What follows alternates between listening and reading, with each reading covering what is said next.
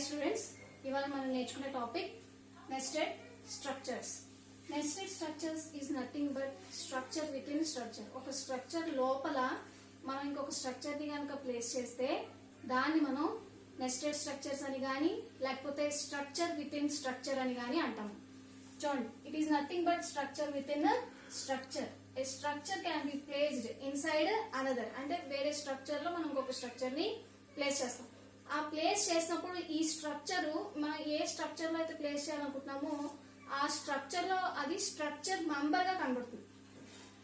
ఆ స్ట్రక్చర్ లో అది స్ట్రక్చర్ మెంబర్ గా అది కనపడుతుంది. చూడండి, the structure contains another structure as a member. ఈ స్ట్రక్చర్ ఇంకొక స్ట్రక్చర్ ని ఒక మెంబర్ కింద మనం తీసుకుంటాం.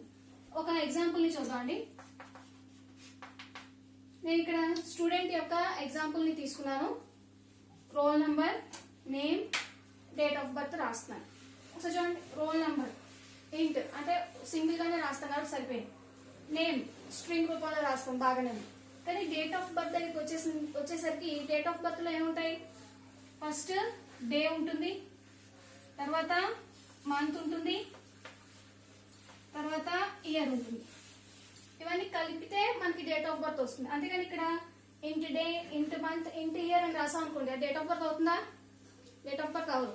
కాబట్టి మనం ఇప్పుడు ఏం చేస్తామంటే ఈ మొత్తం డేట్ ఆఫ్ బర్త్ ని విడిగా ఒక స్ట్రక్చర్ కింద తీసుకుంటాం. మొత్తం డేట్ ఆఫ్ బర్త్ ని విడిగా ఒక స్ట్రక్చర్ కింద తీసుకుని దాన్ని ఇక్కడ అంటే ఈ ఏదైతే స్ట్రక్చర్ ఉందో దీనిలో ఈ స్ట్రక్చర్ ని మనం తీసుకొచ్చి స్ట్రక్చర్ మెంబర్ కింద ప్లేస్ చేస్తాం.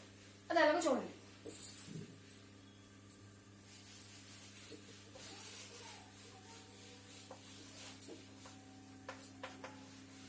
ఇప్పుడు స్ట్రక్ట్ అని రాసాం, దీనికి డేట్ ఆఫ్ బర్త్ అని చెప్పి నేమ్ ఇచ్చాను. Date of birth. Date of birth లో ఎవరు ఉంటారు? ఇంట్ డే, ఇంట్ మంత్, ఇంట్ ఇయర్. అన్ని ఇంటిజర్స్ రూపంలోనే ఉంటాయి కదా. ఇంట్ ఇయర్ అని మొత్తం ఒక స్ట్రక్చర్ ని రాసి ఈ స్ట్రక్చర్ ని మనం ఏం చేస్తామంటే స్ట్రక్చర్ మెంబర్ కింద ఇక్కడ ప్లేస్ చేస్తాం. స్ట్రక్చర్ మెంబర్ కింద ప్లేస్ చేయడం అంటే స్ట్రక్చర్ రాసి దానికి ఒక స్ట్రక్చర్ వేరియబుల్ ఇస్తాం కదా యాక్సెస్ చేసుకోవడానికి.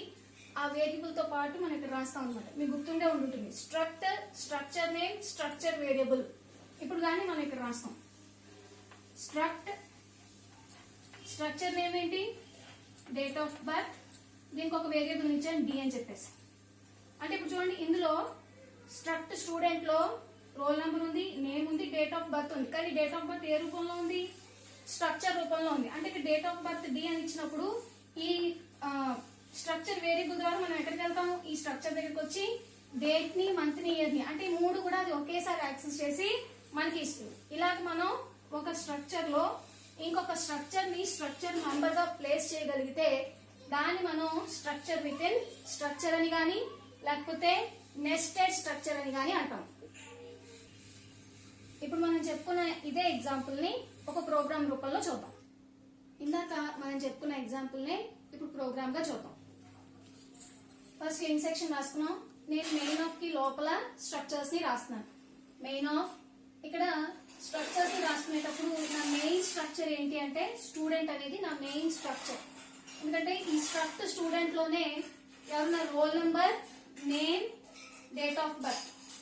Roll number, name, date of birth మూడు కూడా నేను ఇక్కడ రాసుకుంటున్నాను. కాబట్టి ఫస్ట్ నేను దీన్ని ఇక్కడ ఇది నా మెయిన్ స్ట్రక్చర్ అవుతుంది. నేను పైన ఈ డేట్ ఆఫ్ బర్త్ కి సంబంధించిన స్ట్రక్చర్ ని పైన రాశాను. స్ట్రక్ట్ డేట్ ఆఫ్ బర్త్, ఇంట్ డే, ఇంట్ మంత్, ఇంట్ ఇయర్. ఇంట్ డే, ఇంట్ మంత్, ఇంట్ ఇయర్ అని చెప్పేసి రాశాను. రాసిన తర్వాత ఈ స్ట్రక్చర్ లో ఉన్న ఈ మెంబర్స్ ని యాక్సెస్ చేసుకోవడానికి నాకు ఒక స్ట్రక్చర్ వేరియబుల్ కావాలి. ఆ స్ట్రక్చర్ వేరియబుల్ నేను ఇక్కడ స్ట్రక్ట్ DOBD అని చెప్పేసి ఈ స్ట్రక్ట్ స్టూడెంట్ అనే స్ట్రక్చర్ లో ఒక స్ట్రక్చర్ మెంబర్ కింద రాశాను. ఒక స్ట్రక్చర్ మెంబర్ కింద రాశాను. అంటే ఇప్పుడు ఈ స్ట్రక్చర్ ని రన్ చేసేటప్పుడు ఈ డేటా మెంబర్ ఉపయోగించుకుంటే మనం ఈ మెంబర్ ద్వారా వేరే స్ట్రక్చర్ లో ఉన్న డేటాని యాక్సెస్ చేసుకోవచ్చు. ఓకేనా? అంటే డేట్ ఆఫ్ బర్త్ కి సంబంధించిన స్ట్రక్చర్ రాసి ఆ స్ట్రక్చర్ లో ఉన్న మెంబర్స్ ని యాక్సెస్ చేసుకోవడానికి మనం ఎలాగైతే స్ట్రక్చర్ వేరియబుల్ రాసుకుంటామో ఆ స్ట్రక్చర్ వేరియబుల్ ని నేను ఏం చేశానంటే స్ట్రక్ట్ స్టూడెంట్ అనే స్ట్రక్చర్ లో దాన్ని రాశాను. ఇక్కడ రాశాను. ఇప్పుడు స్ట్రక్ట్ స్టూడెంట్ అనే స్ట్రక్చర్ కూడా ఇక్కడతో కంప్లీట్ అయిపోయింది. ఇందులో ఈ రోల్ నెంబర్ ని, నేమ్ ని, డేట్ ఆఫ్ బర్త్ ని యాక్సెస్ చేసుకోవాలంటే మళ్ళీ మనకు ఒక స్ట్రక్చర్ వేరియబుల్ కావాలి కదా. ఈ స్టూడెంట్ అనే దానికి ఇక్కడ నేను స్ట్రక్చర్ వేరియబుల్ ని క్రియేట్ చేసుకున్నాను. ఈ డి ఏమో ఈ స్ట్రక్చర్ కి సంబంధించింది, ఈ ఎస్ ఏమో ఈ స్టూడెంట్ అనే దానికి సంబంధించింది. ఓకేనా? ఇలా రాసుకున్న తర్వాత ఇప్పుడు మనం ప్రోగ్రామ్ లోకి వెళ్దాం. వెళ్ళినప్పుడు enter roll number, first roll number ని ఎంటర్ చేయమని చెప్పి అడిగినప్పుడు %d ampersand yes dot roll number, ఎందుకంటే రోల్ నెంబర్ అనేది ఎక్కడుంది, స్టూడెంట్ అనే దాంట్లో ఉంది కాబట్టి ఎస్ డాట్ రోల్ నెంబర్ అని అడిగినప్పుడు నేను ఇక్కడ రోల్ నెంబర్ ని ఎంటర్ చేస్తాను 701. ఓకేనా? Next enter name, enter name అని అడిగినప్పుడు పర్సంటేజ్ స్ట్రింగ్ కదా, ఎస్ డాట్ నేమ్, ఇక్కడ యాంపర్సెంట్ రాయవలసిన అవసరం లేదు, మన స్ట్రింగ్ లో నేర్చుకున్నాం. ఎస్ డాట్ నేమ్, ఎందుకంటే స్టూడెంట్ లో నేమ్ ఉంది కాబట్టి ఎస్ డాట్ నేమ్ అని చెప్పి రాస్తాం. ఇక్కడ నేమ్ అని అడిగినప్పుడు నేమ్ రాస్తాం, నిత్య అని చెప్పి రాస్తాం. నెక్స్ట్ డేట్ ఆఫ్ బర్త్ ని ఎంటర్ చేయాలి. డేట్ ఆఫ్ బర్త్ ఎంటర్ చేయాలంటే డేట్ ఆఫ్ బర్త్ లో ఎవరు ఉంటారు, డే, మంత్, ఇయర్ 3 ఉంటాయి కాబట్టి 3 % డీల్ రాస్తాం. ఒకటేమో డే కి, ఒకటేమో మంత్ కి, ఒకటేమో ఇయర్ కి. ఇచ్చిన తర్వాత దీంట్లో డే కి, మంత్ కి, ఇయర్ కి డేటాని ఇవ్వాలి అనుకుంటే యాక్చువల్ గా ఈ డేట్ ఆఫ్ బర్త్ అనేది విడిగా వేరే స్ట్రక్చర్ లో ఉంది కదా, కాబట్టి మనం ఏం చేస్తాం అంటే యాక్చువల్ గా ఈ డేటా మెంబర్ ఏ స్ట్రక్చర్ లో ఉందో, ఏ స్ట్రక్చర్ లో అయితే ఉందో దాని యొక్క స్ట్రక్చర్ వేరియబుల్ ని తీసుకుని అది డాట్ ఏ వేరియబుల్ ఉపయోగించుకుంటే మనం ఇంకొక స్ట్రక్చర్ లో డేటా మెంబర్స్ ని యాక్సెస్ చేయగలమో దాన్ని తీసుకుంటాం. అంటే DS dot D dot day, చూడండి S dot D dot day, అప్పుడు డేటా డే ఇస్తాం. నేను 01 అని చెప్పి రాసాను. నెక్స్ట్ మంత్, మంత్ కూడా ఇందులో వేరే స్ట్రక్చర్ లో ఉంది కదా, ఈ స్ట్రక్చర్ కి సంబంధించిన వేరియబుల్ ఇక్కడ ఉంది కదా, ఈ స్ట్రక్చర్ కి సంబంధించిన వేరియబుల్ ఇక్కడ ఉంది కాబట్టి S dot D dot month, S dot D dot month, month కూడా నేను ఎంటర్ చేశాను. తర్వాత ఇయర్, ఇయర్ కూడా ఎక్కడ ఉంది, వేరే స్ట్రక్చర్ లో ఉంది. దీన్ని యాక్సెస్ చేయాలంటే S dot D dot year, S dot D dot year, నేను ఇక్కడ ఇయర్ ని రాశాను. ఓకేనా? ఇలా మనం ఒక స్ట్రక్చర్ లో ఇంకొక స్ట్రక్చర్ కి సంబంధించిన డేటాను యాక్సెస్ చేసుకోవాలి అనుకుంటే అది ఏ స్ట్రక్చర్ లో అయితే ఉందో ఆ స్ట్రక్చర్ వేరియబుల్, ది స్ట్రక్చర్ కి సంబంధించి ఇందులో ఉన్న డేటాను యాక్సెస్ చేసుకోవడానికి మనం వేరే స్ట్రక్చర్ లో ఎక్కడైతే స్ట్రక్చర్ మెంబర్ ని రాసామో దాన్ని తీసుకుని మనం రాస్తాం. ఇప్పుడు మనం ప్రింట్ కనుక చేసుకుంటే ఆ డీటెయిల్స్, ఇచ్చిన డీటెయిల్స్ ని ప్రింట్ చేసుకుంటే roll number percentage S dot roll number, S dot roll number లో ఉంటుంది 701. నెక్స్ట్ నేమ్ ప్రింట్ చేసుకోవాలంటే S dot name, S dot name లో ఏముంది, Nitya. Next date of birth ని ప్రింట్ చేస్తాం. డేట్ ఆఫ్ బర్త్ ని ప్రింట్ చేసేటప్పుడు percentage D hyphen percentage D అని చెప్పేసి రాసాం. ఇక్కడ ఫస్ట్ డే కావాలంటే S dot D dot day, S dot D dot day అంటే ఎంత ఇచ్చాం 01 slash S dot D dot month, month అంటే ఎంత ఇచ్చాం 01 స్లాష్ ఇయర్ అంటే ఎంత ఇచ్చాం 2000. ఇలా మనకి డేట్ ఆఫ్ బర్త్ అనేది ఒకేసారి డిస్ప్లే అవుతుంది. అలా కాకుండా మీరు ఇందులోనే ఈ స్ట్రక్చర్ లోనే కనుక మీరు డేట్ ఆఫ్ బర్త్ రాయాలి అనుకుంటే మీరు డేట్ ఆఫ్ బర్త్ అంతా విడిగా రాయాలి. ఎలాగా, ఇంట్ డే, ఇంట్ మంత్, ఇంట్ ఇయర్ అంటే విడివిడిగా వస్తుంది. అదే కనుక మీరు దీని స్ట్రక్చర్ లో తీసుకున్నారు అనుకోండి అంతా ఎలా వస్తుంది, ఒకే చోట మనకి డిస్ప్లే అయ్యే అవకాశం ఉంటుంది. ఎలాగా, డేట్, మంత్, ఇయర్. ఇలా ఒక స్ట్రక్చర్ లో ఇంకొక స్ట్రక్చర్ సంబంధించిన వేరియబుల్ ని తీసుకుని మనం రాస్తే దాన్ని మనం ఏమంటాం అంటే స్ట్రక్చర్ విత్ ఇన్ స్ట్రక్చర్స్, దీనే నెస్టెడ్ స్ట్రక్చర్స్ అని కూడా అంటాం. దీంతో మనకి స్ట్రక్చర్స్ అనే టాపిక్ కంప్లీట్ అయింది. Next unions. ఓకే, మన నెక్స్ట్ టాపిక్ యూనియన్స్. యూనియన్స్ కూడా స్ట్రక్చర్స్ లాగానే యూజర్ డిఫైన్డ్ డేటా టైప్స్. ఇవి కూడా డిఫరెంట్ టైప్స్ ఆఫ్ వేరియబుల్స్ ని హోల్డ్ చేసుకుంటాయి. చూడండి, like structures, union is also user defined data type that stores different data types under a single name. Under a single name, user defined data type that stores different data type variables under single name. ఓకేనా? Union కూడా structure లాంటిదే, అది కూడా user defined data type. అది కూడా structure లాగానే different types of structures, different types of variables ని hold చేసుకుంటుంది. Unions are mainly use to save memory space. Memory space ని సేవ్ చేయడానికి మనం యూనియన్స్ ని రాసుకుంటాం. స్ట్రక్చర్స్, యూనియన్స్ యొక్క డిఫరెన్సెస్ ని చూద్దాం. చూసినప్పుడు మనకి how unions are used to save memory space అనేది మనకి తెలుస్తుంది. అలాగే మనం యూనియన్స్ ని డిక్లేర్ చేసేటప్పుడు, అంటే యూనియన్స్ ని రాసేటప్పుడు మనం ఏం చేస్తాము అంటే యూనియన్ అనే కీవర్డ్ ని ఉపయోగిస్తాం. యూనియన్ అనే కీవర్డ్ ని ఉపయోగిస్తాం. ఇప్పుడు మనం యూనియన్ ని ఎలా డిక్లేర్ చేయాలో చూద్దాం.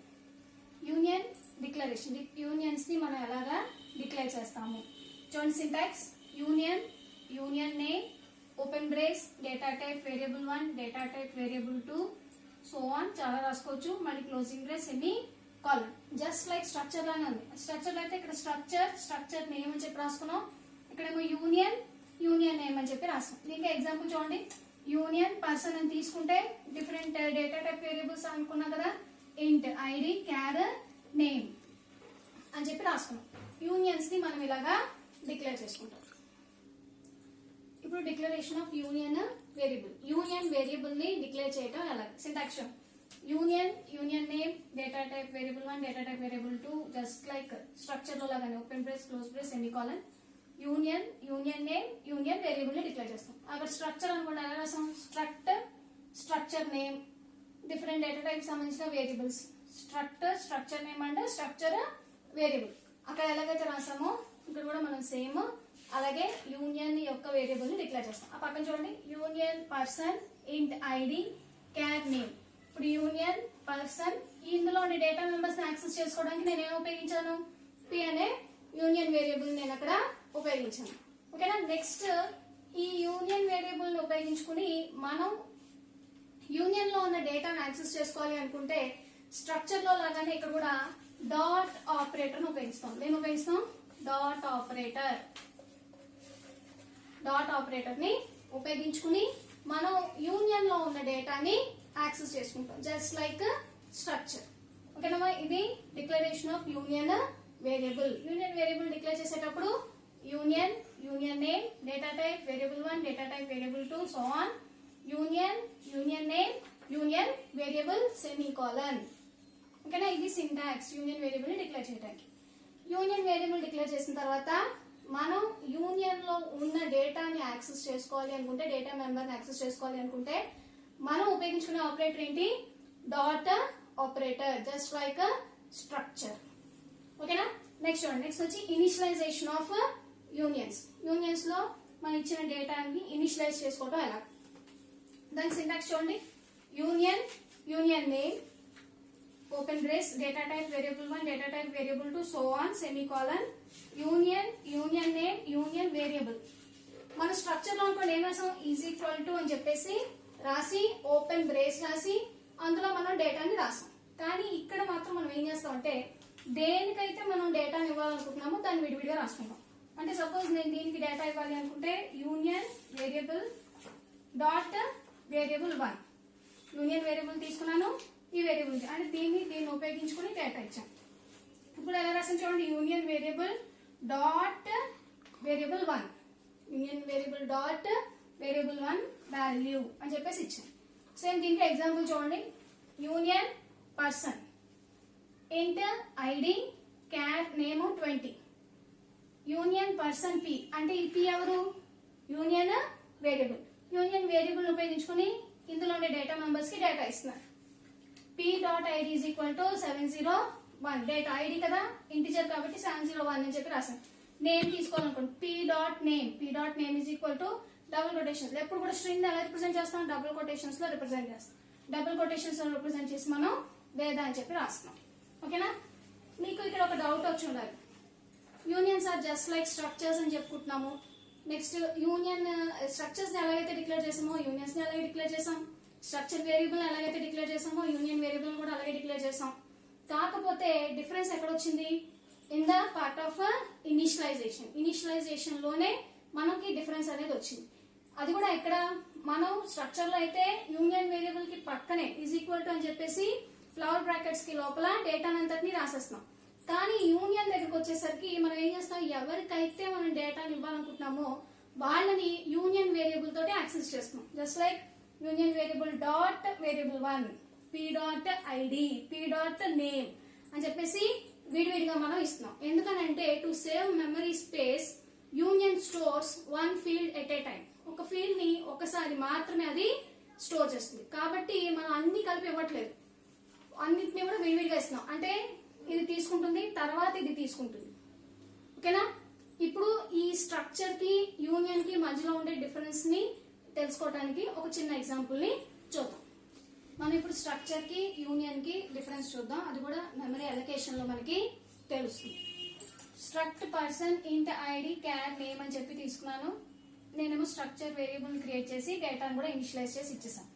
అటు పక్కనేమో యూనియన్ కూడా సేమ్ అలాగే ఇచ్చాను. Union person int ID char name 20 union person p dot ID p dot name ఇచ్చాను, సేమ్ ఇచ్చాను. కాకపోతే రెండింటికి డిఫరెన్స్ ఏంటి, అది ఎలాగా మెమరీ స్పేస్ ని సేవ్ చేయడానికి ఉపయోగపడుతుందో చూద్దాం. ఇక్కడ మనం స్ట్రక్చర్ ని తీసుకున్నప్పుడు మనం చెప్పుకున్నాం, స్ట్రక్చర్ లో ఈచ్ అండ్ ఎవ్రీ మెంబర్ కి మెమరీ స్పేస్ అనేది విడిగా అలొకేట్ అవుతుంది అని చెప్పేసి. అంటే ఇంటీజర్ ఎన్ని బైట్స్ ఆక్యుపై చేస్తుంది, 2 బైట్స్ ఆక్యుపై చేస్తుంది. అదే క్యారెక్టర్ అయితే 1 బైట్. స్ట్రింగ్ ఎంత ఉంది, 20 క్యారెక్టర్స్ ఉన్నాయి కాబట్టి ఇంటూ 20 అంటే మొత్తం ఎన్ని బైట్స్ ఆక్యుపై చేస్తుంది, 20 బైట్స్. అంటే టోటల్ గా మెమరీ ఎంత అలొకేట్ చేస్తుంది, 22 బైట్స్ ఆఫ్ మెమరీ అది అలొకేట్ చేస్తుంది. అంటే ఇంటీజర్ 2 క్యారెక్టర్ 20. అంటే ఈ ఇంట్లోనేమో ఈ 701 అనేది స్టోర్ అవుతుంది, ఈ 20 లోనేమో ఏం స్టోర్ అవుతుంది, వేద అని చెప్పి స్టోర్ అవుతుంది. అంటే విడివిడిగా అవి స్టోర్ అవుతాయి. కానీ మీరు యూనియన్స్ కి వచ్చేసరికి ఏం జరుగుతుంది అంటే, యూనియన్ లో కూడా ఇంట్ ఐడి ఎన్ని బైట్స్ ఆక్యుపై చేస్తుంది, 2 bytes. Character 1 into 20 is equal to 20 bytes. Union ఏం చేస్తుంది అంటే మెమరీని సేవ్ చేయడానికి అది ఇచ్చిన లోపల మన యూనియన్ లో ఇచ్చిన డేటా మెంబర్స్ లో ఎవరైతే ఎక్కువ స్పేస్ ని తీసుకుంటున్నారో, డేటా మెంబర్స్ లో ఎవరైతే ఎక్కువ స్పేస్ ని తీసుకుంటున్నారో వాళ్ళని మాత్రమే అది అలొకేట్ చేస్తుంది. అంటే ఇప్పుడు 220 లో ఎవరు ఎక్కువ స్పేస్ ని తీసుకుంటున్నారు, 20 తీసుకుంటాం కదా. కాబట్టి అది మెమరీలో డైరెక్ట్ గా క్యారెక్టర్ కి సంబంధించి 101 నుంచి 1020 వరకు అది స్పేస్ ని అలొకేట్ చేస్తుంది. ఈ అలొకేట్ చేసిన స్పేస్ లో ఎటువంటి డేటా టైప్ నైనా సరే అది స్టోర్ చేస్తుంది. అలొకేట్ చేసిన స్పేస్ లో అది ఎటువంటి డేటా టైప్ నైనా స్టోర్ చేస్తుంది అనమాట. అంటే ఇందులో 701 ఒకసారి స్టోర్ చేస్తుంది, ఒకసారి ఒక బిట్ ఫీల్డ్ ని మాత్రమే స్టోర్ చేస్తుంది. ఇందాకే చెప్పుకున్నాం కదా, ఫస్ట్ టైం దేని స్టోర్ చేసింది, 701 ని స్టోర్ చేసింది. తర్వాత ఇది ఏం స్టోర్ చేస్తుంది, వేద అని చెప్పి స్టోర్ చేస్తుంది. అంటే అది ఏం చేస్తుంది, సేమ్ మెమరీ స్పేస్ ని అన్నిటికీ ఉపయోగించుకుంటోంది. కాబట్టే మనం ఇక్కడ ఇనిషియలైజ్ చేసేటప్పుడు కూడా అన్ని కల్పించామా, ఇవ్వలేదు. ఎలా ఇచ్చాం, విడివిడిగా ఇచ్చాం. కల్పించామంటే కలిపి ఇవ్వలేదు, అన్ని కూడా ఎలా ఇచ్చామా, విడివిడిగా ఇచ్చాం. ఇలా విడివిడిగా ఇవ్వటం వల్ల మెమరీ స్పేస్ అనేది అక్కడ ఇదవకుండా, అంటే వేస్ట్ అవ్వకుండా అది చేయటానికి మనం యూనియన్స్ ని ఉపయోగించుకుంటున్నాం. అది స్ట్రక్చర్ కి యూనియన్ కి ఉన్న డిఫరెన్స్. అందుకే ఈ ఇనిషియలైజేషన్ ఒకలాగా, డి ఇనిషియలైజేషన్ ఒకలాగా జరుగుతుంది. ఇక్కడ చూడండి, పర్సన్ పి అని చెప్పి ఐడికి నేమ్ కి అంతా ఒకే చోట మనం ఇచ్చినప్పుడు మెమరీలో ఎలా స్టోర్ అయింది, ఐడి ఏమో విడిగా స్టోర్ అయింది, దీనికి స్పేస్ లో ఇది స్టోర్ అయింది. ఓకేనా, ఈ స్పేస్ లో ఇది స్టోర్ అయింది, దీని స్పేస్ లో అది స్టోర్ అయింది. ఇక్కడ యూనియన్ కి వచ్చేసరికి విడివిడిగా ఇచ్చాం, దేనికి అదే. అంటే ఒకసారి స్టోర్ అయింది అనుకోండి, ఇది మాత్రమే కనబడుతుంది మనకి. ఆ తర్వాత నెక్స్ట్ ది స్టోర్ అవ్వాలనుకోండి, ఆ ముందర ఉన్నది ఒకవేళ మెమరీ స్పేస్ సరిపోకపోతే ఓవర్ రైట్ అయిపోతూ ఉంటుంది. ఇది స్ట్రక్చర్ కి యూనియన్ కి ఉన్న డిఫరెన్స్. ఇప్పుడు మనం యూనియన్ కి ఒక ప్రోగ్రామ్ చూద్దాం. ఓకేనా, ఇక్కడ లింక్ సెక్షన్ రాసుకున్నాం. నేను యూనియన్ ని మెయిన్ ఫంక్షన్ కి పైన అంటే గ్లోబల్ గా డిఫైన్ చేసినప్పుడు యూనియన్ కి డేటా అని చెప్పి నేమ్ ఇచ్చాను. ఇంట్ ఐ ఇంటీజర్ ని తీసుకున్నాను, ఫ్లోట్ ఎఫ్ క్యార్ ఎస్. ఐఎఫ్ఎస్ తీసుకోవడం కారణం ఏంటి అంటే, మనం ఇందాకే డిఫరెన్స్ చెప్పుకున్నాం కదా. యూనియన్ అయితే ఏదైతే ఎక్కువ స్పేస్ ని ఆక్యుపై చేసుకుంటుందో ఆ సైజ్ ని మాత్రమే తీసుకుంటుందని చెప్పేసి, ఇప్పుడు మనం యూనియన్ లో మనం తీసుకునే డేటా మెంబర్స్ యొక్క సైజ్ ని కనుక్కోవడానికి ప్రోగ్రామ్ రాసుకుంటున్నాం అనమాట. యూనియన్ డేటా అని చెప్పి రాశాను. ఇంట్ ఐ ఇంటీజర్ ఎన్ని బైట్స్ ఆక్యుపై చేసుకుంటుంది, 2 బైట్స్. ఫ్లోట్ ఎన్ని బైట్స్ ఆక్యుపై చేసుకుంటుంది, 4 బైట్స్. క్యారెక్టర్ ఎన్ని బైట్స్ ఆక్యుపై చేసుకుంటుంది, 1 బైట్. క్యారెక్టర్ ఎన్ని బైట్స్ ఆక్యుపై చేసుకుంటుందమ్మా 1 బైట్ ఆక్యుపై చేసుకుంటుంది 1 ఇంటూ 20 అంటే ఎంత 20 బైట్స్ 1 ఇంటూ 20 అంటే ఎంత 20 బైట్స్ ఇప్పుడు వీటన్నిటిలో ఏది ఎక్కువ బైట్స్ ని ఆక్యుపై చేసుకుంటోంది క్యారెక్టర్ ఎక్కువ బైట్స్ ని ఆక్యుపై చేసుకుంటాం అంటే ఇప్పుడు సైజ్ ఆఫ్ ద యూనియన్ అని కనుక నేను అడిగితే అది ఎంత చూపిస్తుంది నంబర్ 20 చూపిస్తుంది ఓకేనా ఇంటర్ మెయిన్ లో యూనియన్ డేటా డి అనేది ఎవరు యూనియన్ యొక్క వేరియబుల్ అంటే దీని ద్వారా యూనియన్ లో ఉన్న మెంబర్స్ ని యాక్సెస్ చేసుకోవడం ఇప్పుడు ఈ డి అనే దాన్ని తీసుకుని సైజ్ ఆఫ్ అనే ఆపరేటర్స్ లో నేర్చుకున్నాం కదా సైజ్ ఆఫ్ అని చెప్పేసి సైజ్ ఆఫ్ అనే ఆపరేటర్ ద్వారా మనం ఈ యూనియన్ యొక్క సైజ్ ని డిస్ప్లే చేస్తాం memory occupied is equal to percentage ఎప్పుడు సైజ్ కూడా నంబర్స్ లో చూపిస్తుంది కదా అందుకని పర్సెంటేజ్ డి అని చెప్పేసి రాస్తాం ఓకేనా ఇక్కడ చూడండి సైజ్ ఆఫ్ డి అంటే ఇందులో ఎక్కువ స్పేస్ ఎవరు ఆక్యుపై చేశారు క్యారెక్టర్ ఆక్యుపై చేసింది ఎంత 20 అంటే ఇప్పుడు ఈ యూనియన్ యొక్క సైజ్ ఎంత అంటే ఎంత చూపిస్తుంది 20 బైట్స్ అని చెప్పి చూపిస్తుంది ఓకేనా దీంతో ఇవాళ మనం స్ట్రక్చర్ విత్ ఇన్ స్ట్రక్చర్స్ ఏంటి యూనియన్ అంటే ఏంటి యూనియన్ ఎలా డిక్లేర్ చేసుకుంటాం దాన్ని ఎలా ఇనిషియలైజ్ చేస్తాం differences between structures and unions ని చూసాం రేపటి క్లాస్ లో యూనియన్స్ ని నెక్స్ట్ పార్ట్ ని తెలుసుకుందాం